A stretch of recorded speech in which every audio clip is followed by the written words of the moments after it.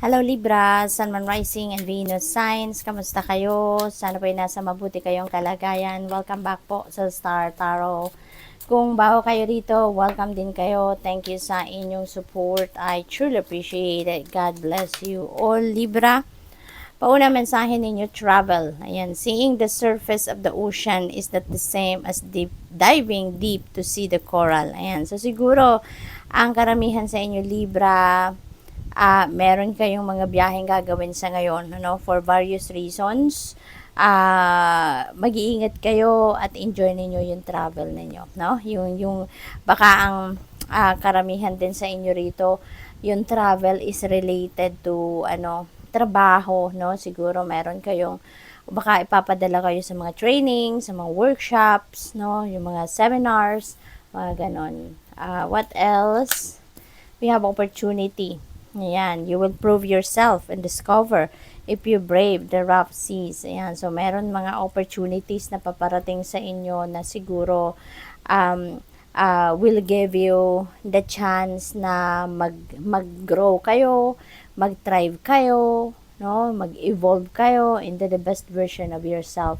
No, maaring may mga opportunities dito that will cater your talents, your skills, your gifts, pag-enhance, paggaling pa ninyo lalo, no, sa mga ginagawa ninyo. Choose wisely, be discerning, you don't have to keep everything in your net. Ayan, so mamili kayo ng maigi, maayos, mabuti, no? Be discerning, use your own judgment dito. Do not rely on the opinion of other people kung anong sasabihin sa'yo, no? Na maganda to, ito yung mabuti para sa'yo, yung ganon. Be discerning, okay? Kayo dapat yung magdedesisyon kung ano ang best para sa'yo.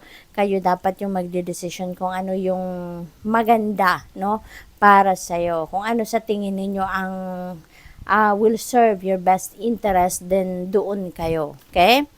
We have self-care. Drowning doesn't always require water. Ayan. So, kailangan ninyo na alagaan ang inyong sarili sa ngayon. Give yourself time to to take care of yourself. Okay? Hindi dapat laging nagtatrabaho. Meron dapat oras or panahon sa lahat ng bagay sa buhay ninyo.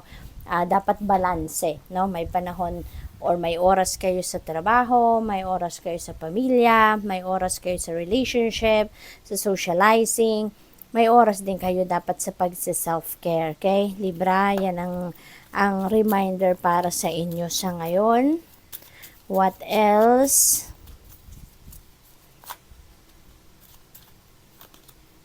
We have memory. Ang iba sa inyo siguro din ngayon, nagre-reminisce. Maaring mag-isa kayo, sa ngayon, nagmumuni-muni, nagsisenti siguro, no? Maybe you are browsing your albums, you're browsing the photos ninyo sa phone, yung mga photos ninyo, videos ninyo with your loved ones, no? So siguro nami-miss ninyo sila sa ngayon.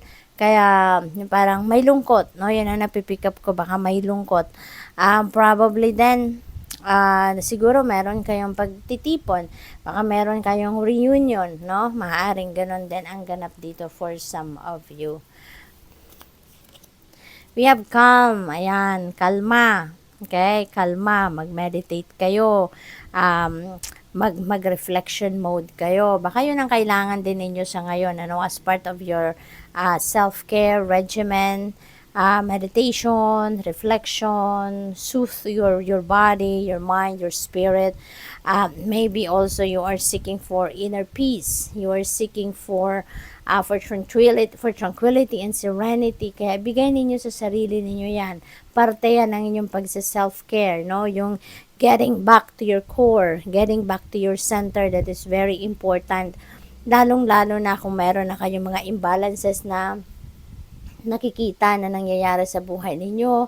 May mga nagmamanifest na ng mga problema. Meron na kayong mga nararamdaman na mga discomfort sa katawan. Ibig sabihin, may imbalance na nangyayari sa buhay ninyo. Kaya kailangan na ninyong kumbaga sa sunog, pulain ninyo agad yan, ano, para hindi mag-pile up yung stress, hindi mag-pile up yung problema, yung ganon. So, nagsisimula pa lang na nararamdaman na ninyong may mga discomfort na kayong nararamdaman, attend to it right away para hindi na lumala, kaya hindi na dumami. We have real estate. Yan, so merong siguro ang iba sa inyo, baka nasa real estate business, baka sarili ninyo yung negosyong yan. There could be additional wealth dito na paparating. Mas maraming pera dadating sa inyo siguro sa ngayon, Libra. There is siguro mag-i-invest din kayo. Mas marami kayong ilalabas na pera. Mas marami din siguro ang babalik sa inyo sa ngayon. Ano?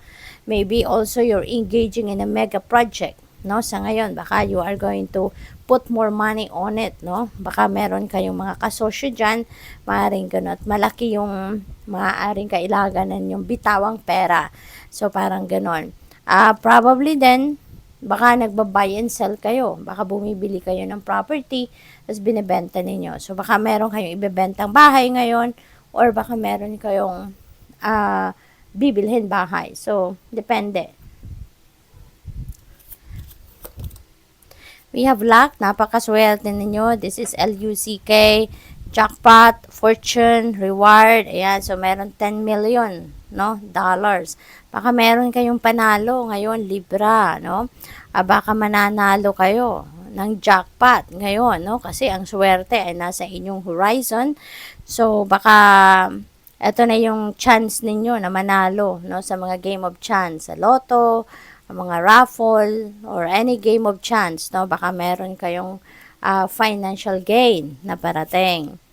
We have speaking of financial gain, ayan, may gain, 'di ba? So talaga may profit, no? Siguro return of investment din ninyo ito, Libra. Baka ito na yung bunga ng inyong pagsisikap, yung bunga ng inyong pagtsatsaga, no?